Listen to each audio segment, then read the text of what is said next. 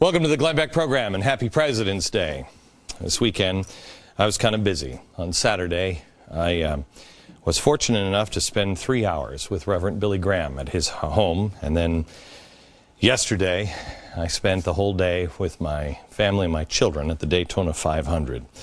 Tomorrow, I want to spend some time on Billy Graham and where we're headed. Today, I want to show you where we are. And it ain't so good. Come on, let's go.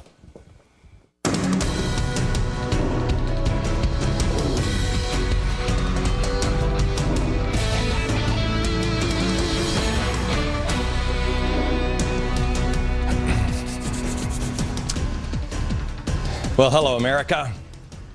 From the Mideast to Wisconsin today. We're going to end in America, but I want to start again overseas on what we've been discussing for the last few weeks.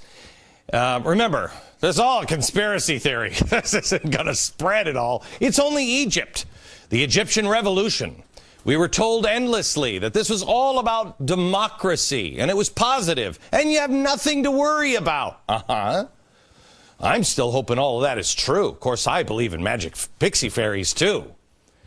I'm amazed at how satisfied the media is with all of this stuff. All the things that we outlined on this program weeks ago, we showed evidence of weeks ago over and over again, and now it is all happening, and they still barely even recognize what's happening in the world, let alone be able to tell you what's coming next.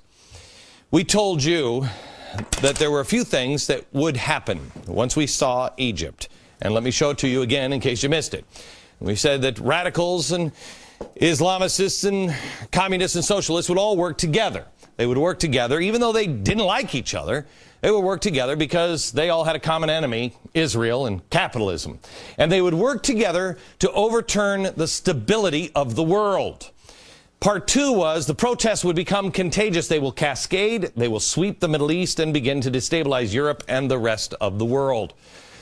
I want to show you, this is from years ago on this program. Anybody who's been watching or listening to me for a long time, I outlined something called the perfect storm years ago. I said it was the economy, war, extremist Islam, what was happening on our border, energy, and political correctness. What I didn't really recognize is the enemy within.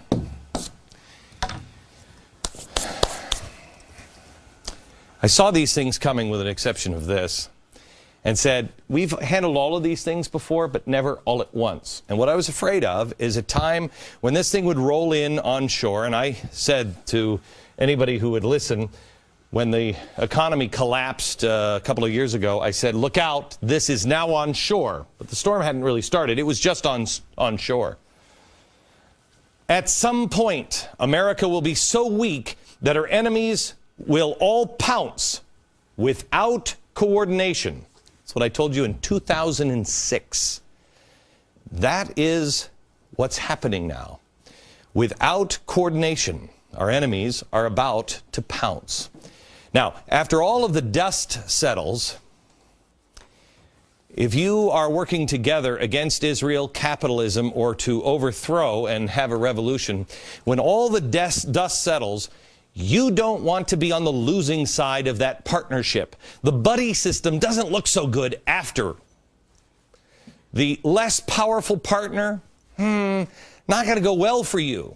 It's not hard to look through history to find examples of this, but that would mean that somebody in the mainstream press would have to have a history book and be willing to read it. Iran and the Soviet Union. The co-opted parts of those revolutions wound up in dustbins, more accurately, the caskets of history. This has happened over and over again. And as this has happened this time, the chaos is spread all around the world, and the situation becomes more and more uncertain in Egypt. That's why we ask these few questions. How do you judge success? Because everybody immediately is saying, oh, it's going to be such a great success. We said, wait. Why don't we see if there are positive or negative changes in the way Egypt deals with the U.S., in the way Egypt deals with Israel, in the growth of the Islamic extremists, in human rights, positive changes. How about the rights to women, girls and women? How about the rights to religion? Well, the latest information we can input into this equation to find out is the speech that happened on Friday. Remember this spooky dude? Not the spooky dude we usually talk about. This guy's equally as spooky. He is an extremist Islamic cleric. We've told you about him. In fact, we pointed him out weeks ago. 500 most influential Muslims in the whole world. He's number 9 and reaching for the stars. He's been banned from speaking in Egypt for 30 years now. Well, he's back, wheelchair and all. He was back this Friday, and he's great because he's famous for super classics like this. سلط عليهم طوال التاريخ من يؤدبهم نتيجة إفسادهم. آخر تأديب كان تأديب هتلر. Of course, he's also famous for saying, quote, "Kill the Jewish Zionists, everyone, last one of them." But I want you to know he's not just a genocidal maniac. He's not a lazy genocidal maniac. You know, he doesn't want to just depend on others to do his dirty work. No. He says, quote, "The only thing that I hope for is that as my life approaches its end, Allah will give me the opportunity to go to the land of jihad and resistance. Even if in a wheelchair, I will shoot Allah's enemies, the Jews, and they will throw a bomb at me, and thus I will seal my life with martyrdom. Praise be to Allah." I want to party with this guy. He sounds fun. Kill the Jew from his own wheelchair. Well, that's stick-to-itiveness, isn't it?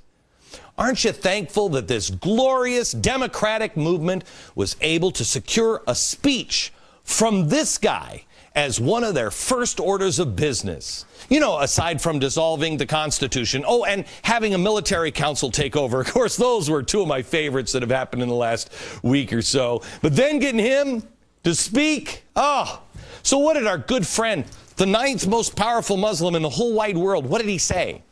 Well, the crazy nut job cleric referred to as the voice of the Muslim Brotherhood said this in front of 1 million people on Friday.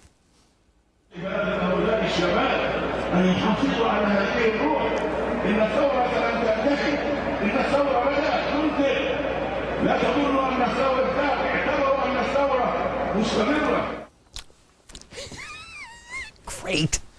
Now, there are some crazy conspiracy theorist skeptics who might say that the revolution he's looking for isn't exactly the one we've been promised by CNN. You know, by the glowing analysis that were going on, the mainstream American media. They are Time Magazine. You've nailed it so far. They might say that, you know, because he's outlining now what he wants from Der Spiegel. He advocates establishing a united Muslim nations. Ooh, that sounds good. I hope they have a pretty blue flag, too. As a contemporary form of the caliphate, a word you probably learned here because nobody else wanted to tell you it. The only alternative to the West, a caliphate. A caliphate. This is great, isn't it? No, it's not. A caliphate, remember, is just a conspiracy theory that we will talk about at the bottom of the hour. But now, in front of 1 million people on Friday in Egypt, he went on.